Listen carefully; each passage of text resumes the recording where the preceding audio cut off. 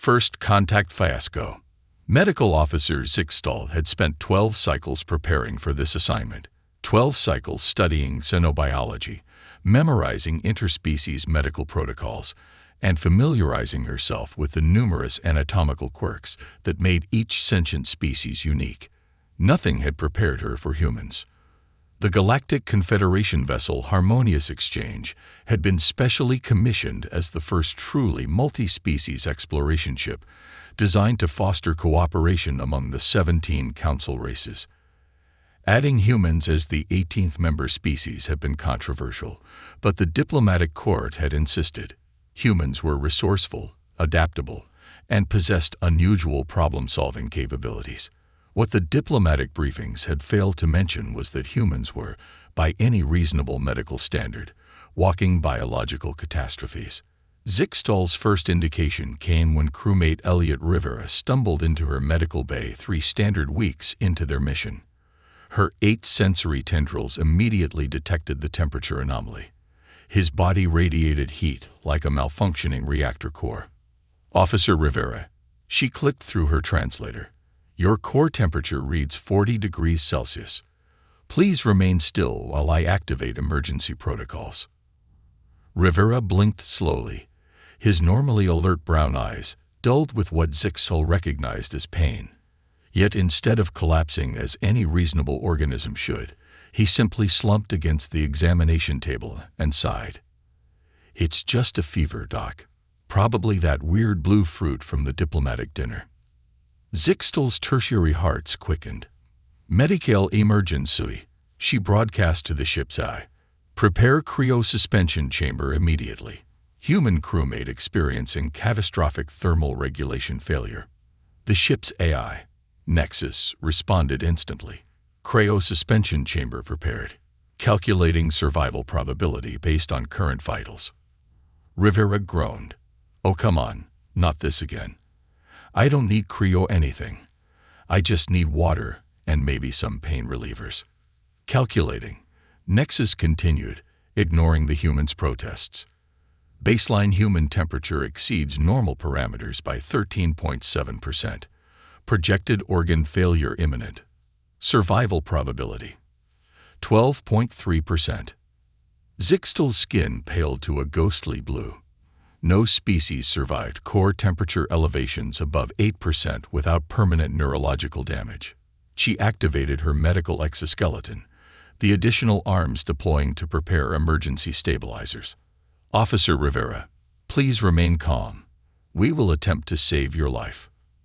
Rivera sat up straighter, alarm finally registering on his face, though not for the reasons Zixtal expected. "Wait, you're serious?"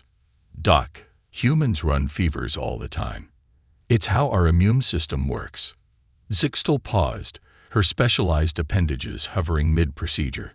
"Your species intentionally elevates core temperature to dangerous levels." "Well, not intentionally, but yeah, it's normal. Our immune system cranks up the heat to kill pathogens." The concept was so fundamentally alien that Zixtal's translator briefly struggled with the terminology. Most civilized species had evolved elegant, targeted immune responses that isolated and neutralized threats without compromising overall system function. The idea of deliberately cooking one's entire body to eliminate an infection seemed dangerously primitive. That is, she searched for the appropriate medical terminology. "Barbaric." Rivera chuckled weakly. "Whatever works, right? Look, I'm not dying. I just need to hydrate and rest." At that moment, Chief Medical Officer Vrenthal burst into the medical bay, his crystalline exoskeleton glinting under the emergency lights. As the ship's senior physician, Vrenthal had treated injuries across 12 species, survived 3 interstellar conflicts, and written the Confederation's definitive text on trade protocols. "Status report," he demanded, already reviewing Rivera's biometrics on his neural display. "Human crewmate presenting with extreme thermal elevation." Zixtal reported efficiently. "Claims condition is normal." Vrenthal's compound eyes narrowed, focusing and refocusing as he processed the readings. "Impossible. These readings indicate imminent multi-system collapse." Rivera sighed deeply. With all due respect, sir, I've had worse hangovers. Could I please just have some water and acetaminophen? The request for water, a simple chemical compound, to treat what appeared to be terminal organ failure, struck Zixtal as so absurd that her translator actually glitched, producing a series of incomprehensible clicks. Vrenthal, however, remained composed. Nexus, access human medical database. Query, febrile response parameters in Homo sapiens. After a brief pause, Nexus responded. Confirmed. Humans employ hyperthermia as an immune defense mechanism. Temperatures up to 41.1 Celsius considered non-lethal, though requiring medical intervention. Current patient temperature within survivable parameters. Zixtal's appendages drooped in disbelief. That can't be correct. The cellular damage alone would. Human cellular structures evolved with thermal tolerance. Nexus continued. Recommended treatment includes hydration, anti-inflammatory compounds, and rest. Rivera gestured weakly toward the AI speaker. See. Told you. Just need some water. Vrenthal's crystalline form shimmered, his species equivalent of a contemplative hum. Fascinating. Your species deliberately sacrifices cellular efficiency for broad-spectrum pathogen elimination. I wouldn't say deliberately, Rivera mumbled. Evolution's weird like that. Reluctantly, Zixtal deactivated the emergency protocols, while Vrenthal personally prepared a hydration solution. The senior physician seemed more intrigued than concerned now, treating Rivera like a particularly unusual research specimen. You must understand our confusion, Officer Rivera, Vrenthal explained. In most species, such temperature elevation indicates catastrophic regulatory failure. Rivera accepted the hydration pouch gratefully. Yeah, well, humans are weird. Wait until you see what happens when we break bones. Zixtal's primary heart nearly seized. What happens when you break bones? They heal stronger at the break point, Rivera said casually, sipping his water. Called a callus formation. The medical implications were staggering. Zixtal had studied regenerative biology extensively. Most advanced species required medical intervention for structural repairs. The idea of bones growing back stronger through trauma violation, fundamental principles of entropy. Impossible, she whispered. Rivera. Vrenthal interjected. According to your file, you're also capable of regenerating your liver. The human nodded. To an extent, yeah. Liver's pretty resilient. Zixtal felt faint.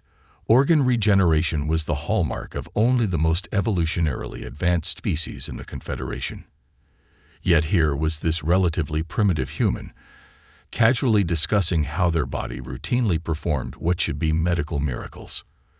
I think, Vrenthal said carefully, we need to reassess our understanding of human physiology. Over the next several hours, Rivera's condition improved exactly as he predicted. His temperature gradually decreased, his hydration levels normalized, and by the time Zixtal completed her shift, he was sitting up, scrolling through his datapad as if he hadn't been at death's door, by non-human standards, just hours earlier. Feeling better? Zixtal asked, still monitoring his vitals with lingering concern. Much thanks. Sorry about the confusion earlier. No apology necessary. It was educational. Rivera smiled. First human patient. First and most puzzling, she admitted. Your species appears to violate several established principles of xenobiology. Yeah, we get that a lot. The Arcturian delegation nearly had a collective stroke when they saw Commander Chen dislocate her shoulder and pop it back in herself during a training exercise. Zixtal's color shifted to pale green at the mere thought. You can manually reposition major joints. In emergencies, sure. Not recommended, but possible. Before Zixtal could process this new horror, the medical bay doors slid open to admit Communications Officer Nrenvok, the ship's Methusian representative. The insectoid alien's antennae were drooping noticeably. Medical Officer, Nrenvok buzzed weakly. I believe I require assistance." Zixtel immediately scanned the officer, noting elevated stress markers and unusual respiratory patterns. "What seems to be the problem?" "I have been experiencing irregular stimulation of my olfactory receptors, followed by involuntary expulsion of respiratory fluids," Nrenvok explained. "It began shortly after the diplomatic dinner 3 cycles ago."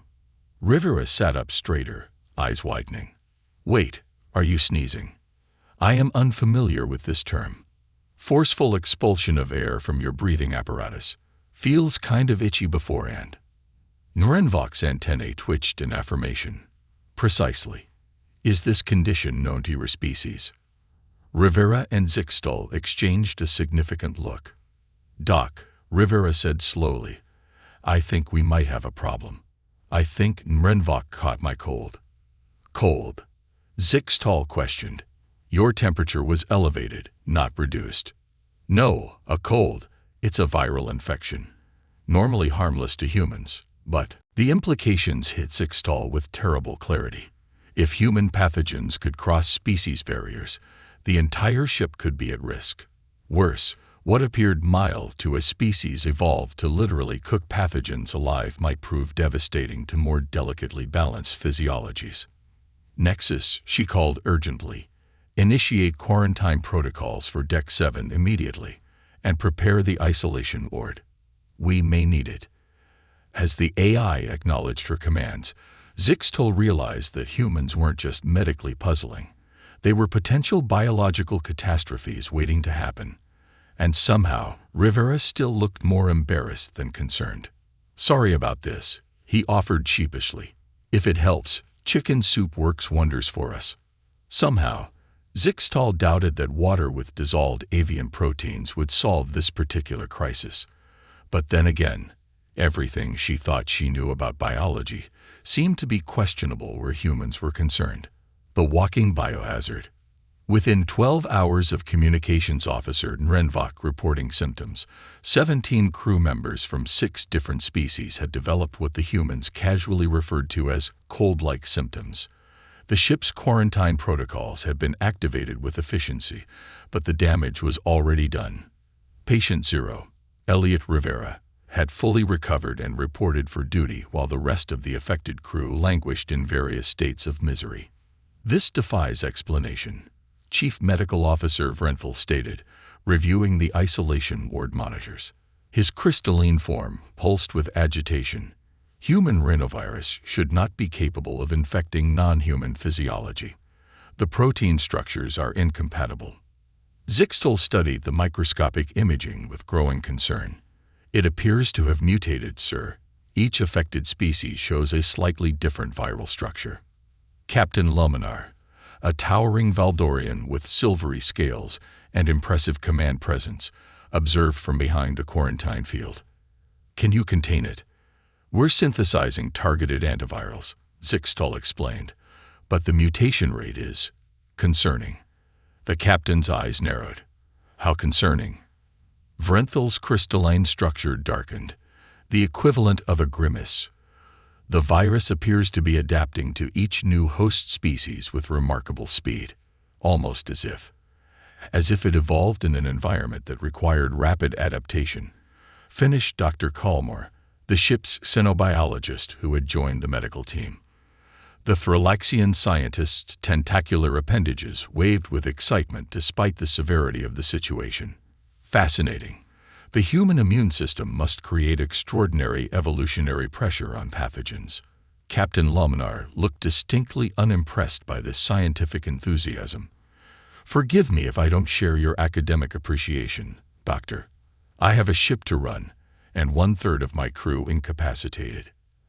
At that moment, the isolation ward doors slid open to admit Rivera himself, now wearing a standard-issue filtration mask.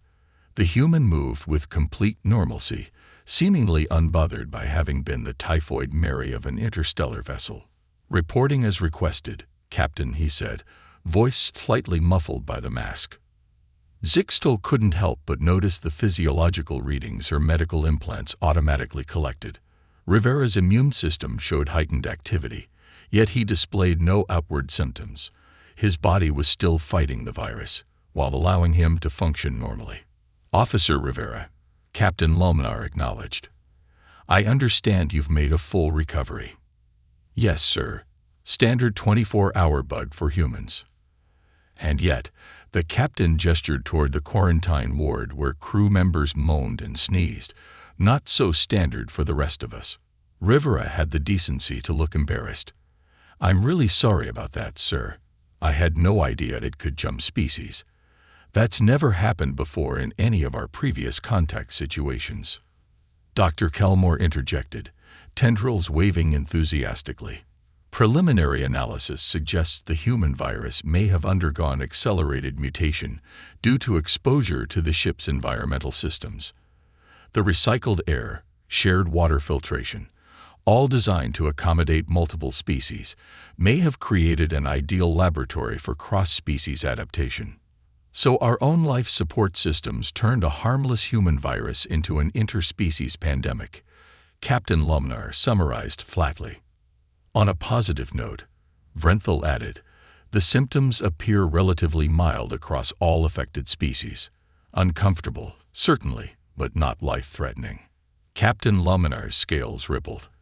A sign of deep thought among Valdorians. "Officer Rivera, our records indicate humans routinely carry dozens of these pathogens without displaying symptoms." "That's correct, sir. Our microbiome includes thousands of bacteria and viruses that our immune systems keep in check. Most don't cause problems unless our defenses are compromised." The implications dawned on everyone simultaneously. Humans weren't just unusual in their resilience. They were walking ecosystems of potentially adaptive pathogens. "Zixtal," the captain ordered, "effective immediately. Implement enhanced biofiltration protocols for all human crew members. Daily decontamination procedures before and after shifts." "Yes, Captain," she acknowledged. "Sir," Rivera protested, "with respect, that seems excessive. We've served on mixed-species vessels before without."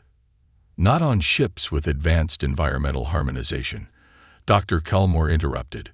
"Previous vessels likely maintained separate life support systems for each species, limiting cross-contamination. The harmonious exchange is the first of its kind, designed to create a truly shared environment." The irony of the ship's name wasn't lost on anyone. "I don't enjoy singling out any crew members," Captain Lomnar said firmly, "but the safety of this vessel is my primary concern. Until we better understand the implications, enhanced protocols remain in effect." Rivera nodded reluctantly. "Understood, sir." As the command staff continued discussing containment strategies, Zixtal found herself observing Rivera with newfound fascination. The human stood there, completely recovered, fully functional, while his pathogens wreaked havoc through the ship's ecosystem.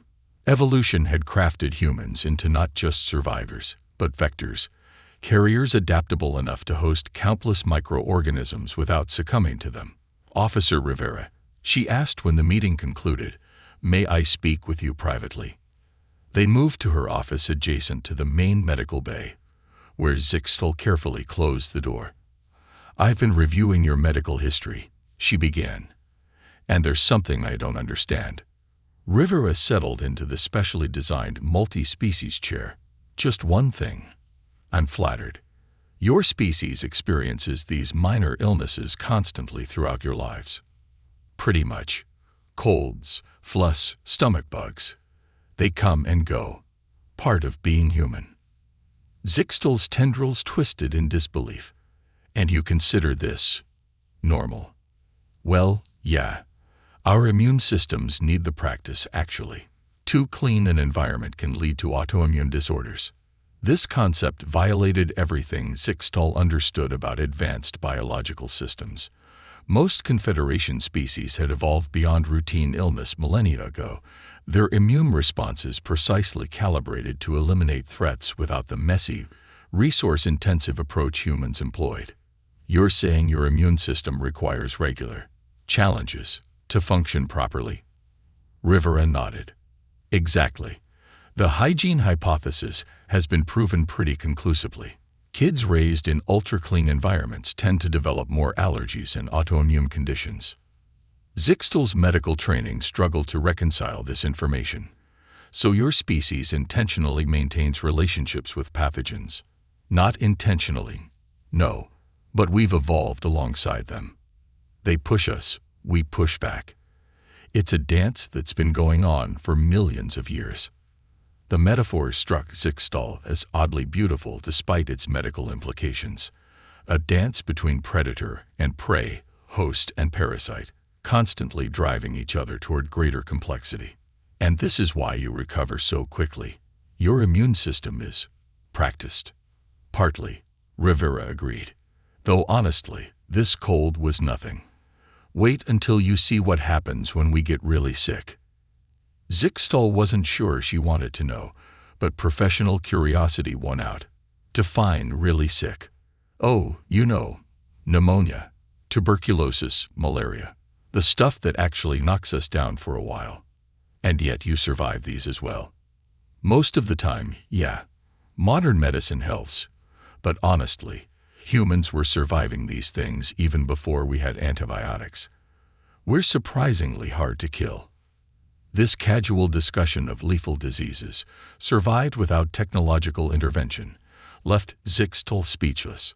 Her own species, the Zilnorians, had nearly been wiped out by a single pandemic before developing advanced medical technology. The idea of naturally weathering such storms seemed impossible. You said something earlier, she recalled, about your bones growing stronger after breaking. Rivera flexed his left arm. Yeah, broke this arm, twice as a kid. Bone callus formation makes the healed area stronger than the original. Not that I recommend it as a strengthening technique. And this applies to other traumas as well.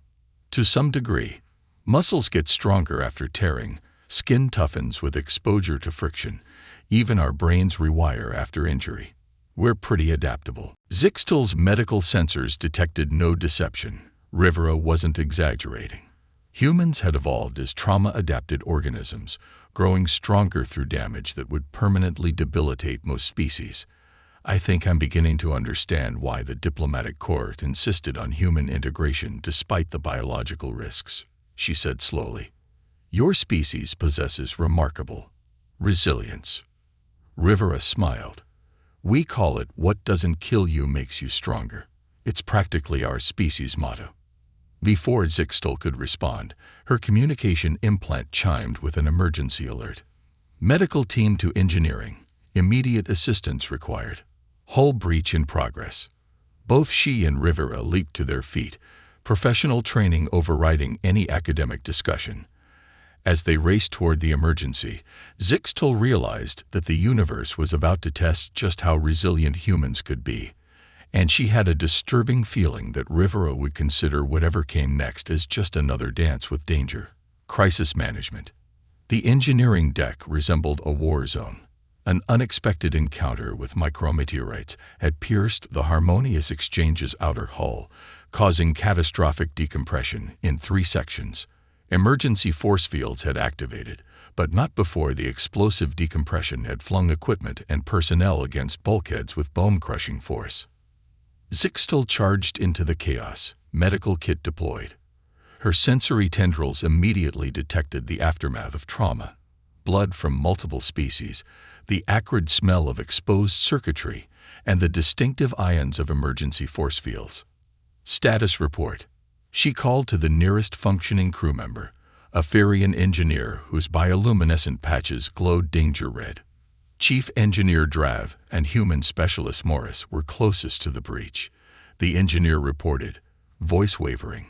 They're behind the secondary containment field. Zixtal rushed toward the indicated area, where 2 crumpled forms lay amidst debris.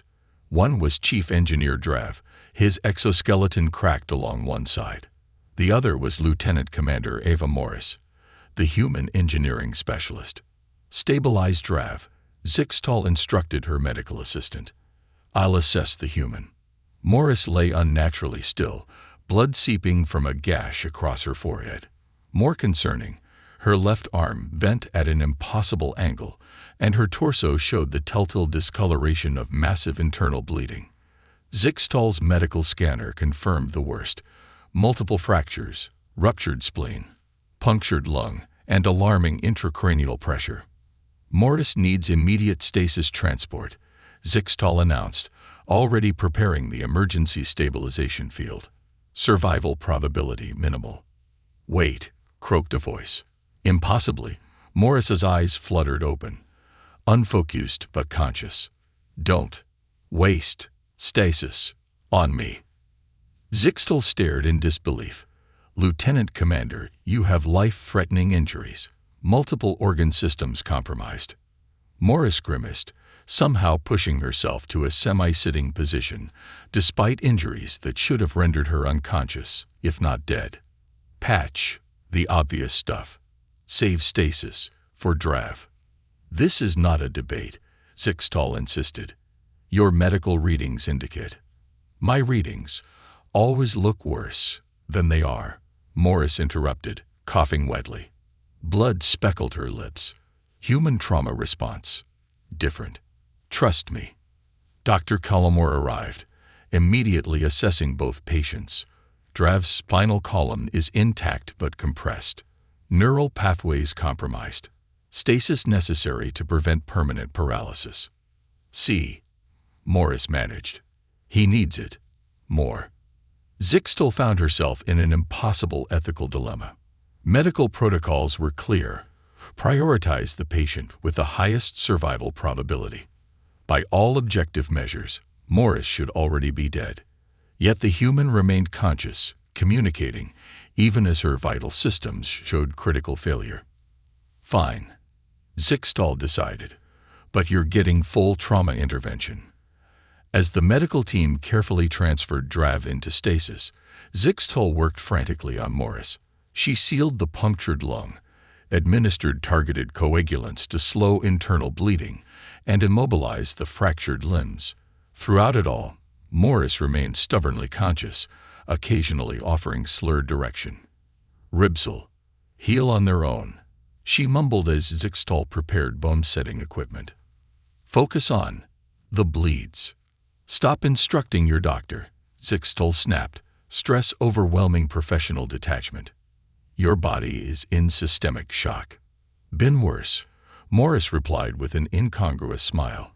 "Motorcycle accident. Senior year. 5 breaks. Collapsed lung. Still graduated." Captain Laminar arrived as they stabilized the engineering section, surveying the damage with grim efficiency. "Casualties: 3 critical, 7 moderate injuries," reported Dr. Cullimore. "Chief Engineer Drav in stasis pending reconstructive surgery." "And Commander Morris?" the captain asked, noting the human's blood-soaked uniform. "Refusing recommended treatment," Zixtal said pointedly, "but stabilized for transport." "Not surprising," Captain Laminar noted. "The diplomatic corps warned me about human medical stubbornness." As they transported Morris to the medical bay, Zixtal monitored her vitals with growing confusion. Despite catastrophic injuries, the human systems showed the first signs of adaptation. Blood pressure stabilizing, oxygen saturation improving. Most notably, Morris remained annoyingly alert. "You should be in medically induced coma," Zixtal informed her as they transferred her to the trauma bed. "Waste of time," Morris responded, wincing as the movement jostled her injuries. "I'll be back on duty in a week." "You have 17 fractures, major organ damage, and a concussion. 10 days, tops." The absolute conviction in Morris's voice gave Zixtal pause. The same certainty Rivera had shown about his fever, the casual confidence that what should be life-altering trauma was merely a temporary inconvenience. Over the next 3 days, Zixtal documented Morris's recovery with scientific precision. The results defied conventional medicine. The human's broken bones began knitting together at accelerated rates. The ruptured spleen, which Zixtal had wanted to remove, showed signs of self-repair. Most remarkably, Morris's cognitive functions remained intact despite the head trauma. This cellular regeneration rate shouldn't be possible without specialized medical intervention, Zixtal told Vrenthal during their case review. She's healing faster than our projections by nearly 300%. And yet, Vrenthal observed, she appears to consider this normal. When I expressed surprise, she said, and I quote, "Humans bounce back pretty good," as if recovering from near-fatal injuries were trivial. Rivera visited Morris daily, the two humans often laughing about what they called flesh wounds and comparing previous injuries like veterans comparing battle scars. To Zixtal's medical sensibilities, their cavalier attitude toward traumatic injury bordered on pathological denial. On the fifth day, Zixtal entered Morris's room to find her patient sitting upright, attempting to work remotely on a datapad. "What are you doing?" Zixtal demanded. "Engineering reports," Morris answered casually. "The hull repair is behind schedule. You are recovering from life-threatening injuries." Morris looked genuinely confused. "But I'm conscious and my hands work. Why wouldn't I help?" The question illuminated something fundamental about humans that Zixtal had been struggling to articulate. Their resilience wasn't merely physical, it was psychological. Humans didn't just survive. They continued functioning through conditions that would incapacitate most sentient species. Because rest facilitates healing, Zixtal explained, using the patient tone she reserved for particularly difficult cases. "Actually," Morris countered, "moderate activity promotes circulation and prevents muscle atrophy. Complete rest is outdated medical advice." Before Zixtal could formulate a suitably professional response, Captain Lomnar entered, accompanied by Chief Engineer Drav, now recovered from stasis but moving carefully with assistance. "Commander Morris," the captain acknowledged. "Dr. Zixtal informs me you're making remarkable progress." "Ready to return to light duty, sir," Morris stated, attempting to straighten her posture despite the visible pain it caused. Drad's compound eyes focused on Morris with unmistakable awe. "You saved my life, Commander. The emergency reports show you pushed me clear of the primary debris wave." Morris shrugged, then winced at the movement. "Anyone would have done the same." "Perhaps," Captain Lomnar said thoughtfully, "but not everyone would have survived to discuss it afterward. The impact velocity you absorbed would have been fatal to most species." A moment of silence followed as everyone contemplated this reality. Morris had not only survived what should have been certain death, she was actively planning her return to duty less than a week later. "Captain," Zixtal interjected, "while Commander Morris shows impressive recovery, I cannot medically clear her for duty. Her internal injuries are healing fine." Morris interrupted. "Sir, I'm not asking for EVA clearance. Just light engineering work. I'm going stir-crazy in here." Captain Luminar's scales rippled thoughtfully. "Doctor, in your professional opinion, would limited activity cause Commander Morris harm?" Zixtal hesitated. "By any conventional medical standard, yes. But humans had repeatedly proven conventional standards inadequate." "Theoretically, no," she admitted reluctantly. "But I would insist on continued monitoring and strict limitations." The captain nodded. "Then I'm inclined to approve limited duty, 4 hours maximum, no physical exertion, remote work only." "Thank you, sir," Morris said, relief evident. After they departed, Zixtal remained, reviewing Morris's latest scans. The rate of cellular regeneration continued to defy explanation. Bone calluses forming, organ tissues regenerating, neural pathways rerouting around damaged areas. "I don't understand your species," she finally admitted. "You treat catastrophic injury as temporary inconvenience." Morris looked up from her datapad. "It's not that we don't recognize the danger. We just adapt to near-death experiences, to whatever comes," Morris said simply. "It's how we've survived this long. Humans lived through ice ages, predators, plagues, and each other without advanced medicine. Those who could keep going despite injury passed on those genes." Zixtal considered this evolutionary perspective. "So your remarkable recovery isn't exceptional among humans?" "Pretty standard, honestly." My cousin fell 60 feet rock climbing, broke both legs, and still crawled 2 miles for help. Now she runs ultra-marathons. The casualness with which Morris related this horrifying anecdote perfectly encapsulated the human paradox. They weren't merely durable. They seemed psychologically incapable of accepting limitation. "Your species scares me," Zixtal admitted. Morris laughed, then clutched her still-healing ribs. "Good. Maybe the rest of the galaxy will think twice before picking fights with us." As Zixtal updated Morris's medical file, she added a personal notation. "Human resilience extends beyond physiological parameters into psychological domain.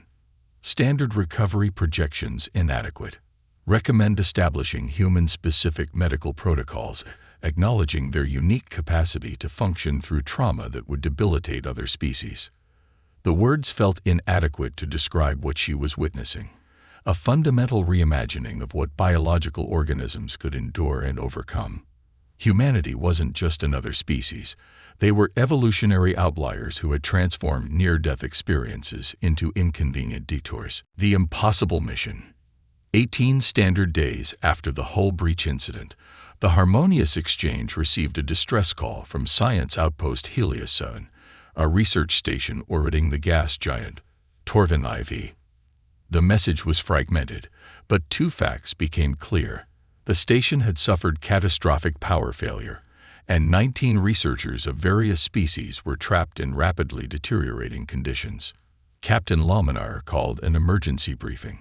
"The situation is dire," he explained, displaying the tactical hologram. Helios 7 orbits within Torvin's upper atmosphere, using specialized shielding against the extreme pressure and corrosive gases. With their power systems failing, those shields will collapse within 20 hours. Chief Medical Officer Vrenthal studied the readings with concern. The gravitational forces alone would crush most biological forms without protection. Rescue will be challenging. Lieutenant Commander Morris, now largely recovered despite Zixtal's continued medical protests, leaned forward. "What about their emergency evacuation pods?" "Disabled in the initial power surge," Captain Laminar replied. "We'll need to dock directly and transfer personnel." Flight Officer Kelvac, a Relaxian with naturally enhanced spatial perception, shook his feathered head. "Impossible, Captain. Our ship cannot withstand Torvin's gravity well long enough for complete evacuation. The structural integrity would fail." An uncomfortable silence fell over the briefing room. The math was simple and brutal. Attempting rescue meant potentially losing both the station personnel and the rescue team. "What about a shuttle?" Morris suggested.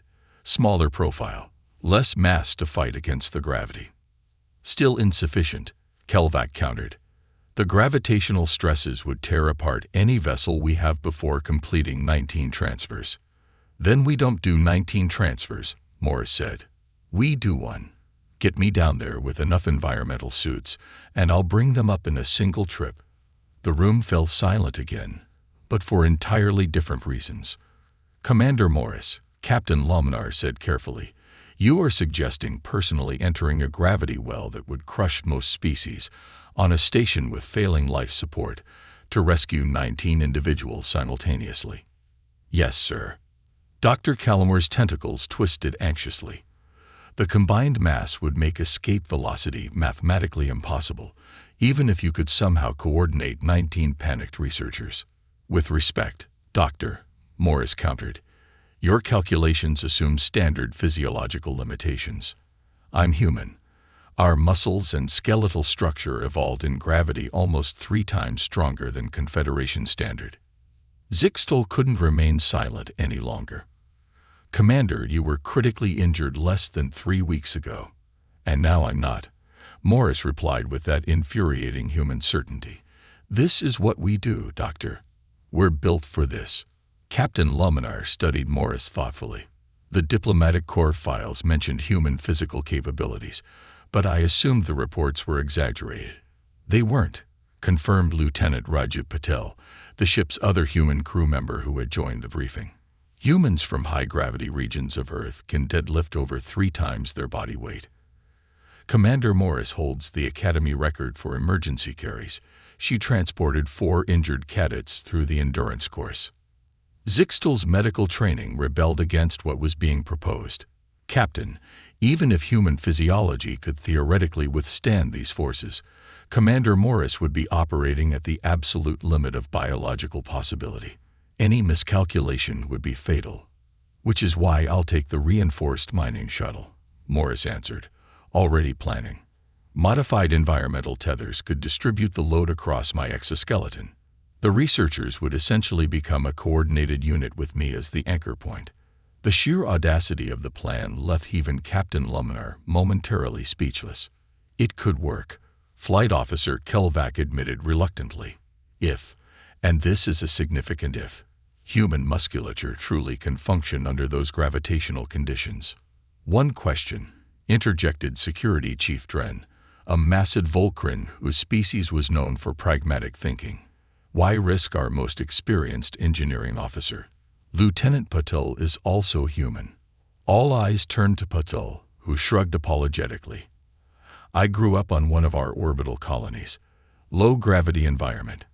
Commander Morris is from Earth's Montana region minus 1.2 times Confederation standard gravity. This is who we are, Morris said simply. Humans specialize in doing the impossible when there's no other option. Captain Luminar studied Morris intently before making his decision.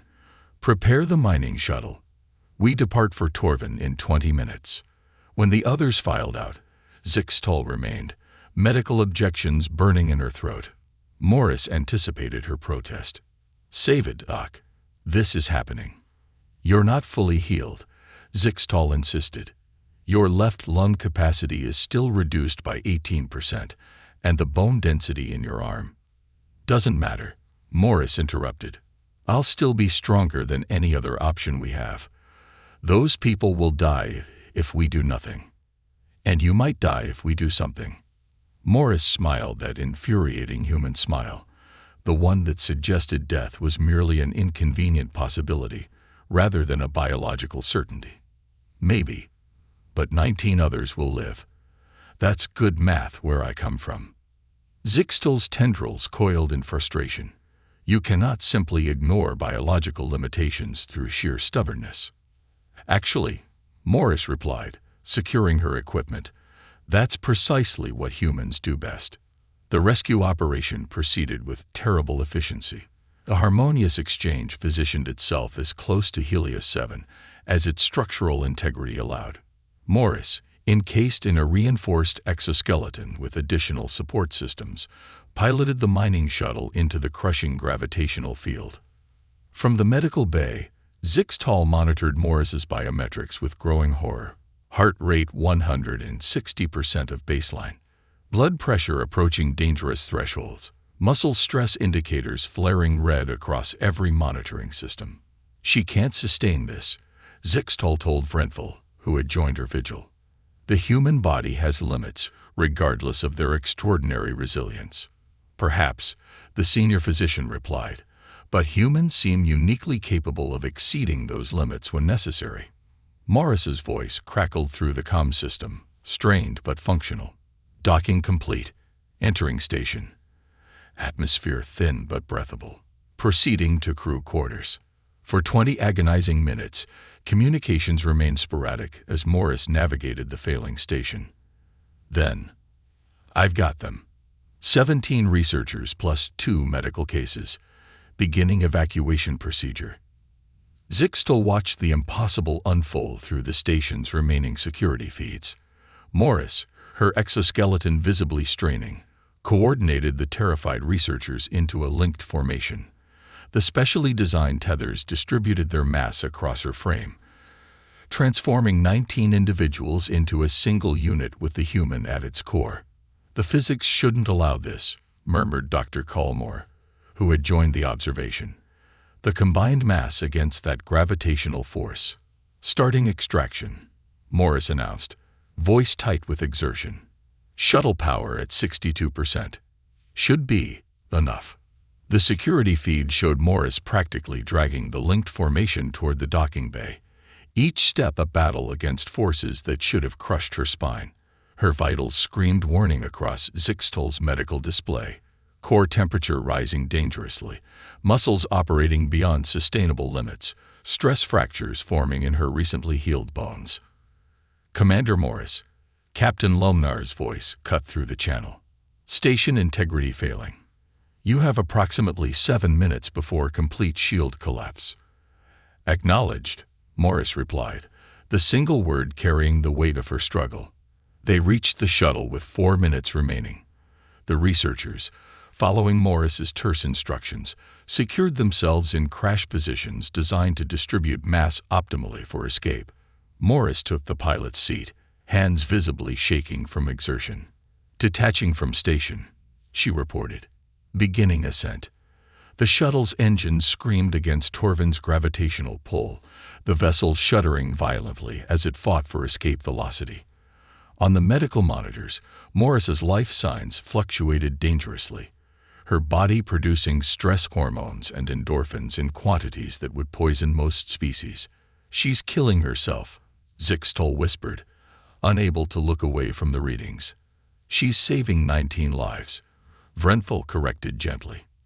The shuttle broke free of the gravity well seconds before Helios 7's shields failed completely. The station imploded behind them, crushed instantly by forces Morris had somehow defied. When the shuttle docked with the Harmonious Exchange, Zixtal was waiting in the bay with a full medical team. The researchers emerged first, shaken but alive, many weeping with relief. Morris came last, staggering from the shuttle before collapsing into Zixtal's waiting arms. "Told you," Morris mumbled through cracked lips. "Humans are good at impossible things." Then she lost consciousness, her body finally surrendering to the biological reality she had temporarily transcended. In the medical bay, as Zixtal worked to repair the damage Morris had willingly inflicted upon herself, she realized she was witnessing something beyond medical science. Humans hadn't merely evolved exceptional physical resilience. They had developed the ability to temporarily override their own biological limitations when necessity demanded. 19 lives, Vrenthal noted as they stabilized Morris's condition, at nearly the cost of her own. "She never doubted she could do it," Zixtal replied softly. "Not once." "Perhaps," the senior physician suggested, "that certainty is itself an evolutionary advantage." As Morris's vitals stabilized, Zixtal contemplated this insight. Humans didn't just have extraordinary bodies, they possessed extraordinary will. The combination made them capable of feats that defied conventional biological understanding. Captain Lumnar visited hours later, standing beside Morris's bed with uncharacteristic reverence. "The Confederation will award her their highest honor," he told Zixtal. "No one has ever attempted such a rescue, let alone succeeded." "She'll probably just call it Tuesday," Zixtal replied, finally understanding the peculiar human tendency toward understatement. The captain's scales shifted in what might have been amusement. "The diplomatic corps told me humans would surprise us. I didn't truly understand until today." Neither had Zixtal. But watching Morris's body already beginning its remarkable recovery process, she was beginning to grasp a fundamental truth about humanity. They didn't recognize impossibility as a permanent condition, merely a temporary obstacle to overcome. It was terrifying. It was inspiring, and it suggested humanity's place in the galactic community might be far more significant than anyone had anticipated.